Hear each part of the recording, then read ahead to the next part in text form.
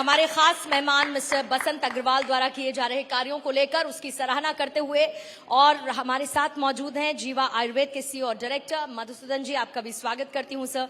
Doctor Arpit Chopra Jain भी हमारे साथ मौजूद हैं, एमडी होम्योपैथी के। और क्योंकि हम चर्चा करने वाले हैं स्वास्थ्य समृद्धि और समाज सेवा की, और इसीलिए ये तीनों समागम अभी इस मंच पर नजर आने वाले हैं। एक बार जोरदार तालियां हो जाए हमारे तीनों खास मेहमान के लिए। और राकेश टिकैत जी भी इस वक्त आ चुके हैं, आपका भी बहुत बहुत स्वागत करती हूं राकेश टिकैत जी। और शुरुआत आप ही के साथ करते हुए बसंत अग्रवाल जी, क्योंकि अभी अभी हमने एक एवी देखी आपके द्वारा जो कार्य किए जा रहे हैं छत्तीसगढ़ में। सनातन धर्म को लेकर आपने बहुत काम किए हैं। धर्म को लेकर सबसे पहले तो आपकी राय क्या है, आपकी सोच क्या है, जो आप इतना काम करना चाहते हैं, उसको बढ़ाना चाहते हैं, संजोए रखना चाहते हैं, उसके पीछे की वजह क्या है? धर्म जिसको धारण किया जाए वो धर्म है। और मुझे ऐसा लगता है कि कोई भी व्यक्ति किसी चीज को धारण करता है तो उसके लिए वो बड़ी चीज होती है। बिना धारण के कोई चीज, हम वस्त्र धारण करते हैं तो वो भी हमारे लिए मायने रखता है। तो जीवन में यदि धर्म हम धारण करते हैं तो धर्म से बड़ा कुछ भी नहीं।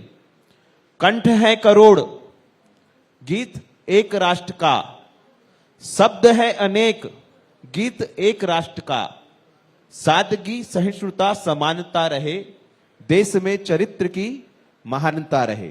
यदि चरित्र महान है तो सब महान है। और चरित्र आएगा वो धर्म से आएगा। हमें धर्म के प्रति हमेशा अपने बच्चों को, अपनी पीढ़ी को और अपने आने वाले जितने भी युवा हैं उनको सिखाना है। आप धर्म यदि धारण कर लिए तो आपको दुनिया में कुछ भी धारण करने की आवश्यकता नहीं है। बहुत खूबसूरत बात है कि आप धर्म धारण कर लीजिए तो आपको कुछ और भी धारण करने की जरूरत नहीं है। क्योंकि यहाँ पर कुछ स्टूडेंट्स भी हैं और इसीलिए ये संदेश उनके लिए बहुत मायने रखता है। मधुसूदन जी, आयुर्वेद की हम बात करते हैं क्योंकि आप जीवा आयुर्वेद के सीईओ और डायरेक्टर भी हैं। आजकल बड़ी चर्चा आयुर्वेद को लेकर हो रही है और ऐसा लगता है कि जैसे आयुर्वेद अब रिवाइव होने लगा है। ऐसे में आप ये बताइए कि आयुर्वेद कितना आगे बढ़ा है, कितना रिवाइव हुआ है, कितना एक्सेप्टेंस लोगों के बीच में उसको लेकर? जी बहुत बहुत धन्यवाद भारत 24 का। और निरंतर इस विजन ऑफ न्यू इंडिया का जो मंच है वो मेरे ख्याल से पूरे देश भर में एक संक्रांति ला रहा है और जनमानस को, जन जन को ये झंझोड़ रहा है कि वो भी सोचें कि हम भारत कैसा बनाना चाहेंगे। तो मेरे ख्याल से भारत की आज़ादी के बाद ये एक ऐसा काल है जहां पर आप सभी लोगों को इस सोच के लिए, इस एक विजन के लिए प्रेरित कर रहे हैं कि हम अपने भारत को कैसा बनाना चाहेंगे। शुक्रिया सर। आयुर्वेद हमारी एक धरोहर है। आयुर्वेद हमारी भारत की 5000 साल से अधिक एक धरोहर रही है और खास करके आज के समय में इसका एक नवीनीकरण और पुनर्जीवन हो रहा है जन जन के हृदय में और जन जन के घर में। छोटा सा एक बात जो आपने कही कि इसकी क्या महत्वता रहेगी, उसको लेकर एक मैकिन्जी हेल्थ इंस्टीट्यूट है अमेरिका में, उसका एक स्टडी हुआ था काफी बड़ा, मल्टीपल रिपोर्ट्स आए। 3 आंकड़े मैं शेयर करना चाहूंगा उसके हिसाब से। पिछले 60 वर्षों में हमने ग्लोबल लाइफ एक्सपेक्टेंसी में 20 साल ऐड करे, यानी कि तकरीबन हर व्यक्ति ग्लोबली ऑन एन एवरेज 20 साल अधिक जी रहा है। लेकिन ऐसा होने के बावजूद 50% हम अपने जीवन का पुअर हेल्थ में बिताते हैं, यानी कि बीमारी में या फिर अस्वस्थता में बिताते हैं। हमने उम्र लंबी तो कर ली क्या, लेकिन हम स्वस्थ तरीके से जी पा रहे हैं? ये एक चिंता का विषय है। वही रिपोर्ट एक और चीज बोलती है कि अगले 20 सालों में जो बीमारियां बढ़ने वाली हैं वो कैटेगराइज होती हैं as lifestyle degenerative chronic disorders. पहले हैजा, मलेरिया, कॉलेरा, वायरसेस, इस तरह के बीमारियां ज्यादा बढ़ती थी जिनसे डेथ्स होती थी। आज के समय में आप तो देखिएगा कि कोरोना के आने के बावजूद किस प्रकार से उन्नत जो विज्ञान है उसने उसको समेटा। लेकिन जो लाइफस्टाइल डिसऑर्डर्स हैं जैसे diabetes, joint pain, kidney problems, आपका कैंसर, और बहुत ही अनएक्सपेक्टेड और अर्ली, बिल्कुल, तो ये फाइट करने का शायद तैयारी हमारे पास मॉडर्न मेडिसिन में पूरे कारगर रूप से नहीं है। इसीलिए आयुर्वेद के प्रति हमारे को कदम उठाना पड़ेगा। इसीलिए आयुर्वेद के प्रति आज लोगों में जागरूकता जाग रही है, क्योंकि आयुर्वेद एक ऐसा चिकित्सा शास्त्र है जो लाइफस्टाइल, क्रॉनिक और डिजेनरेटिव बीमारियों यानी को कि एड्रेस लोगों कर ने सकता इसकी है। महत्ता को समझा है और आयुर्वेद आपको आगे बढ़ता हुआ, रिवाइव होता हुआ नजर आ रहा है। Doctor Arpit Chopra, speciality modern homeopathic treatment. सबसे पहले तो मैं यही समझना चाहती हूँ कि आखिर ये है क्या, क्योंकि अभी तक तो हमने होम्योपैथी ट्रीटमेंट सुना है, लेकिन ये थोड़ा सा अलग है। स्पेशलिटी भी है, मॉडर्न भी है, होम्योपैथी भी है, तीनों इसमें मिले हुए हैं। जैसे कि आपके चैनल का विजन है, विजन ऑफ न्यू इंडिया, जी, सेम वैसा ही मेरा ही कुछ एक अलग विजन है कि हम होम्योपैथी को, इंडियन होम्योपैथी को वर्ल्ड वाइड अगर भेजना चाहें, जो जर्मनी से आई थी उसे हम क्लासिकल होम्योपैथी कहते हैं, जिसे हम बेसिक केसेस के लिए यूज करते हैं, क्योंकि होम्योपैथी के बारे में ज्यादातर यही माना जाता है कि जो छोटे मोटे केस हैं उसको हम डील करें, पर जो क्रिटिकल केस होते हैं, जैसे कि कैंसर के केसेस हैं, आखिरी स्टेज के कैंसर हैं, किडनी फेलियर के पेशेंट हैं जो ट्रांसप्लांट कराने जाते हैं, जो सर्जिकल पेशेंट्स हैं जो सर्जरी कराने के लिए मजबूर हैं, या एक तरीके से ऑटोइम्यून बीमारियां जिसमें एक तरीके से जीवन भर दवाइयां या स्टेरॉइड्स या पेन किलर खाना पड़ता है, पर उन बीमारियों का एलोपैथी में भी इलाज नहीं है, उसके लिए काफी सारा रिसर्च हो रहा है। और ऐसे ही कई लाइफस्टाइल प्रॉब्लम, जैसे कि सर ने भी बोला, ब्लड प्रेशर, डायबिटीज, इस तरीके की कई बीमारियां जिसमें जीवन भर दवाई खाना पड़ता है। तो ऐसी बीमारियों के लिए अगर होम्योपैथी से अगर हम कुछ नया करना चाहें तो उस विजन को चेंज करने की जरूरत है। तो जैसा आपका विजन था, विजन ऑफ न्यू इंडिया, वैसे ही हमारा एक विजन है कि हम होम्योपैथी को सुपर स्पेशलिटी बनाकर होम्योपैथी को इंपोर्टेड होम्योपैथी की जगह एक्सपोर्टेड होम्योपैथी में कन्वर्ट इस करना बार इन चाहेंगे। दोनों विजन्स के लिए एक बार तालियां हो जाए,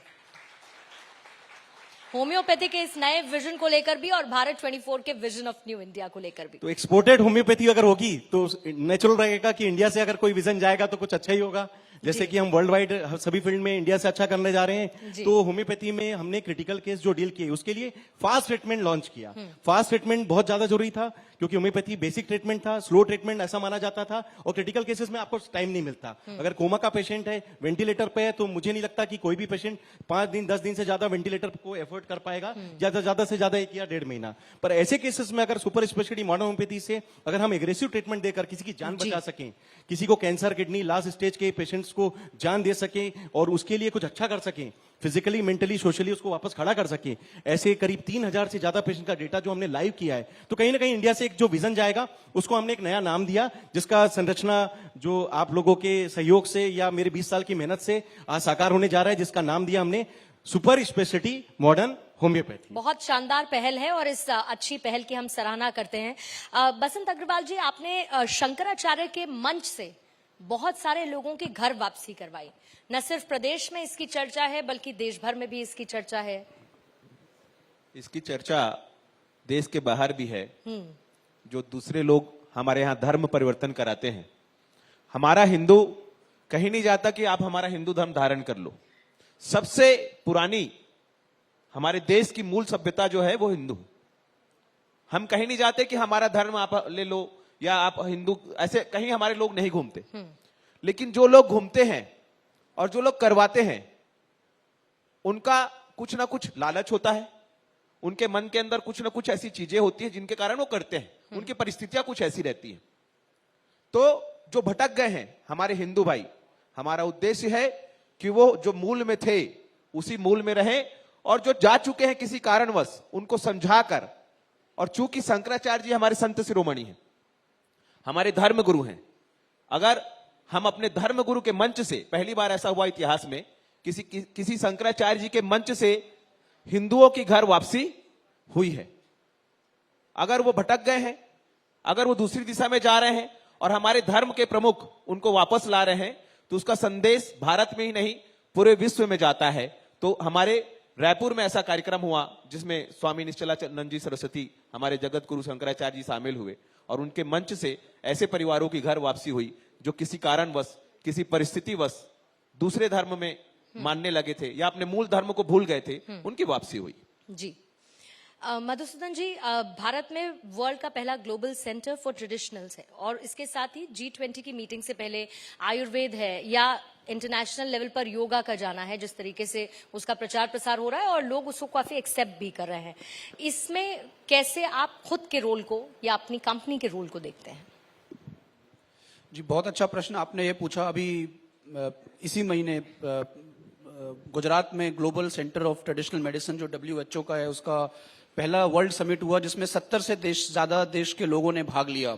हमारे प्रधानमंत्री जी के मुहिम के कारण एक ये पहला WHO का global centre for traditional medicine Bharat में आया है। और इंटरनेशनल डे ऑफ योगा जो मनता है वो अभी मेरे ख्याल से तकरीबन विश्व के सभी देशों में उसको बहुत जोर शोर से और मान्यता से मनाया जाता है।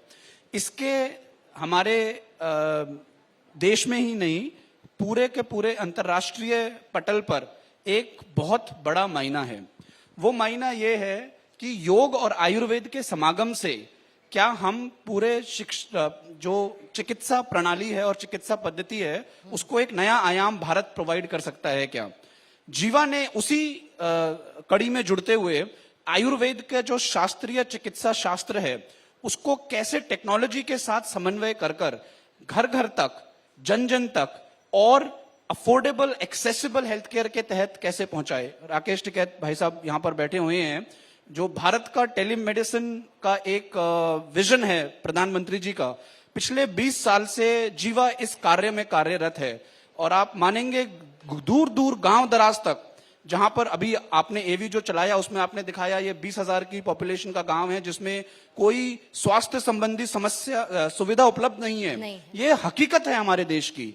यहां पर स्वास्थ्य कैसे पहुंचे, यहां पर ऐसा डॉक्टर कैसे परामर्श दे जो विदेशी पेशेंट को भी परामर्श दे रहा है। तो उसके तहत जो जीवा का टेलीमेडिसिन का कार्य है वो विश्व का सबसे बड़ा आयुर्वेदिक टेलीमेडिसिन हम चलाते हैं। मशीन लर्निंग और आर्टिफिशियल इंटेलिजेंस बेस्ड हमारे डॉक्टर्स के लिए प्रोटोकॉल्स हैं जिसको वो यूज करते हैं क्वालिटी ड्रिवन ट्रीटमेंट करने के लिए। तो ये गांव दराज तक भी जा रहा है और इसके साथ साथ जो एडवांस्ड देश हैं वो भी आयुर्वेद और योग का परचम मान रहे हैं। 2 मिनट और 1 मिनट और लेते हुए मैं ये आंकड़ा आपको बताना चाहूंगा। अमेरिका की तकरीबन 10% पॉपुलेशन योग किसी ना किसी फॉर्म में प्रैक्टिस करती है। 30 करोड़ लोग विश्व भर में योग प्रैक्टिस करते हैं। योग का टोटल इंडस्ट्री या बाजार आप देखें विश्व में तो ये तकरीबन 7 लाख करोड़ का है। अनफॉर्चुनेटली भारत योग को जिस प्रकार से एस्टेब्लिश करना चाहिए था और भारत को उसका श्रेय मिलना चाहिए था वो कहीं पूर्णतः हम उसमें सफल नहीं हो पाए। आयुर्वेद को और योग को मिलाकर ये हमारे को एक और अपॉर्चुनिटी है कि भारत की सांस्कृतिक शक्ति और आर्थिक शक्ति को कैसे मजबूत करें। इसीलिए मैंने कहा ना कि अभी तो आसमान बाकी है, अभी तो बहुत कुछ है जो करना बाकी है और काफी आगे हम बढ़ रहे हैं। अर्पित चोपड़ा जी, आपने थोड़ी देर पहले जिस नई पहल का जिक्र किया, मॉडर्न होम्योपैथी को हम समझ रहे थे। आपका फोकस क्या सिर्फ भारत में है या आपकी प्लानिंग ये भी है कि विदेशों तक भी इसको लेकर जाया जाए? हमारी जो कोशिश है कि इंडिया से हम जो सुपर स्पेशलिटी मॉडर्न होम्योपैथी, जो होम्योपैथी का एक सुपर स्पेशलाइजेशन कंसेप्ट है, मॉडर्नाइजेशन कह सकते हैं, इसको हम पूरे दुनिया में फैला सकें। तो मेरी जो कोशिश है कि हम इस डेटा को जब WHO को देंगे तो निश्चित रूप से जब कोई भी आधारशिला और हम एविडेंस बेस्ड डेटा को जब हम सबमिट करते हैं तो उसको वेरीफाई किया जाए और उसको वेरीफाई करने के बाद अगर उनको लगता है तो वो हमें क्रॉस चेक करें, जितने भी पेशेंट्स के डेटा हैं वो उसको जस्टिफाई करें। और इसके लिए हमने इसके लिए ओपन ऑप्शंस भी रखे हैं। हम कई जगह डिबेट्स में भी जाते हैं, हम डॉक्टर्स के बीच में भी जाते हैं और अपने डेटा को सबमिट भी करते हैं। इवन आपके चैनल के माध्यम से भी हम वर्ल्ड वाइड इस डेटा को कहीं ना कहीं एक लोगों को जागरूकता के रूप में बताने के लिए कोशिश करते हैं। तो जो यूट्यूब का चैनल है, वेबसाइट है, उसमें इस डेटा की भरमार है। करीब 3000 से ज्यादा पेशेंट का डेटा लाइव है। 2300 से ज्यादा पेशेंट्स के फीडबैक डायरेक्ट लाइव सेशन के थ्रू आप सुन सकते हैं। तो चूंकि YouTube एक ऐसा ऑप्शन है जिसमें हम जब हम कोई चीज सही बात बताते हैं तो सच जब आता है तो लोग उसको इंस्पायरेशन देते हैं और कहीं ना कहीं उसको हमको उसका फायदा भी मिलता है और लोगों को उसकी जानकारी भी मिलती है। और आप लोगों के आशीर्वाद से या हमारे प्रयास से ये कह सकते हैं कि आज इंदौर में रहकर एक हमने ग्लोबल सेंटर बनाया। जो इमेज हमारी पहले इंदौर की लोकल क्लिनिक की थी, आज के डेट में हम कह सकते हैं, इस मंच के माध्यम से भी मैं आपको बोल सकता हूं कि आज हमारे क्लिनिक की इमेज या मॉडर्न होम्योपैथी सुपर स्पेशलिटी की इमेज आज के डेट में ग्लोबल क्लिनिक के रूप में पहचाना चुकी है। बहुत बहुत बधाई। और करीब 19 देशों के ट्रीटमेंट मैम, करीब 19 देशों के ट्रीटमेंट जो इंडिया से हम लोग इंदौर से एक टीम वर्क में मैनेज करते हैं, जिसके लिए मेरी करीब 8 डॉक्टर्स की टीम है जो उसको ऑनलाइन कंसल्टेशन के थ्रू हम रिपोर्ट्स को व्हाट्सएप या चैनल के थ्रू या सोशल मीडिया के प्लेटफॉर्म के थ्रू हम अवेल करते हैं, उनसे केस टेकिंग लेते हैं और यहाँ से दवाइयां बनाकर कुरियर के माध्यम से उन देशों में भारत से सुपर स्पेशलिटी होम्योपैथी की सेवाएं वर्ल्ड वाइड दे पा रहे हैं, ताकि इंडिया का भी नाम जाए और कहीं ना कहीं देश का नाम जाएगा तो कहीं ना बहुत कहीं सबका जरूरी, फायदा होगा। बहुत जरूरी है वो। क्योंकि आपने नाम की बात की, पहचान की बात की। बसंत जी, अगर सनातन धर्म की बात करूं तो आजकल सनातन धर्म को लेकर खूब चर्चा होती है। सनातन धर्म को लेकर जो चर्चाएं होती हैं, ये कहा जा सकता है दोबारा से मजबूत पकड़ भी उसने की है। आप खुद एक धार्मिक चेहरा के तौर पर स्टैब्लिश हैं, लोग आपको जानते हैं। कितनी ज्यादा जरूरत है एक धार्मिक चेहरा होने की, इस पर आपको क्या लगता है? आज मैं जिस मंच पे हूं, भारत 24 ने जो मंच का यहां पर आयोजन किया है, vision of new India. New India. New India में जो विजन है, उसमें सबसे महत्वपूर्ण यदि कोई पार्ट है तो वो धर्म है। हम चाहते हैं कि हमारा बच्चा हमारा आदर करे। हम चाहते हैं कि हमारा बच्चा गेस्ट का आदर करे। हम चाहते हैं कि हमारा बच्चा हर वो संस्कार करे। हम अपेक्षा रखते हैं अपने बच्चे से। वो सीखेगा कैसे? उसको सिखाएगा कौन? मुझे ऐसा लगता है धर्म यदि उसको हम सिखाएं, जैसे कि आज शिव महापुराण हुआ छत्तीसगढ़ में, तो 12 लाख 15 लाख लोग आए। उसका असर यह हुआ कि बच्चा स्कूल बाद में जा रहा है, महिला काम करने बाद में ऑफिस जा रही है, पुरुष बाद में काम करने ऑफिस जा रहा है, पहले वो शिवालय जा रहा है। शिवालय जाके जल चढ़ा रहा है। एक लोटा जल, हर समस्या का हल। कहीं ना कहीं उसे वो चीज दिख रही है और उसके जीवन में प्रभाव पड़ रहा है। जी। आप धर्म से जुड़ते हैं तो आप अध्यात्म से जुड़ते हैं। आप धर्म से जुड़ते हैं तो आप योग से जुड़ते हैं। आप धर्म से जुड़ते हैं तो आप आयुर्वेद से जुड़ते हैं। आप धर्म से जुड़ते हैं तो आप उस स्तर तक पहुंचते हैं जहां तक आप चाहते हैं कि आप पहुंचे। धर्म का इस जीवन में सबसे महत्वपूर्ण स्थान है, चाहे बच्चों के लिए हो, चाहे वो समाज के लिए हो, चाहे इस विश्व के लिए हो। इस धरती को किसी ने धारण किया है, हमने अपने शास्त्रों में पढ़ा है, तो मुझे ऐसा लगता है कण है, ये अंश मात्र है। और ब्रह्मांड में पूरे जो हमारे देवी देवता जिनको हम मानते हैं, उनका एक एक अंग ब्रह्मांड है। तो धरती तो एक कण है। हम लोग बहुत छोटा सोचते हैं कि क्या होगा, कैसे होगा, भगवान ने नहीं किया। सुख और दुख दोनों जीवन का पार्ट है। अच्छाई है तो बुराई है, सुख है तो दुख है। जी। तो मुझे ऐसा लगता है कि हर व्यक्ति को यदि दुख भी आ रहा है तो सोचना चाहिए कि हो सकता है इससे बड़ा था, कुछ कम में टल गया। प्लस ले, पॉजिटिव ले और न्यू विजन। मैं फिर कह रहा हूं, बधाई हो आपको कि आप ऐसे चीजें लेके आती है। अभी मैंने रूबिका जी को देखा, वो मंच पे चढ़ रही थी तो पहले मंच को उन्होंने प्रणाम किया। ये उनका धर्म के प्रति समर्पण दिखाता है। और रूबिका जी के से वैसे मैं बहुत प्रभावित हूं, क्योंकि आपके चैनल में आई है तो आपके चैनल की टीआरपी मुझे लगता है ऐसी और बढ़ जाएगी, क्योंकि ऐसी एंकर के आने से चैनल में कहीं ना कहीं कुछ चीजें आती हैं। बिल्कुल सर। तो ये सब चीजें धर्म के अंतर्गत आती है। उनका मंच को प्रणाम करना क्या था? अपने इस बिजनेस को वो धर्म मानती है। जी। अपनी इस चीज को वो धर्म मानती है, इसलिए उन्होंने मंच का सम्मान किया। तो मुझे ऐसा लगता है धर्म इस जीवन में बहुत ज्यादा महत्वपूर्ण मायने बहुत महत्वपूर्ण है और होना भी चाहिए। इसी के साथ इस सेशन को समाप्त करते हैं। बहुत बहुत शुक्रिया आपका सर हमारे साथ ज्वाइन इन करने के लिए। मधुसूदन जी आपका भी बहुत बहुत शुक्रिया। अर्पित जी आपका भी बहुत बहुत शुक्रिया। एक बार जोरदार तालियां हमारे खास मेहमानों के लिए। Thank you so much.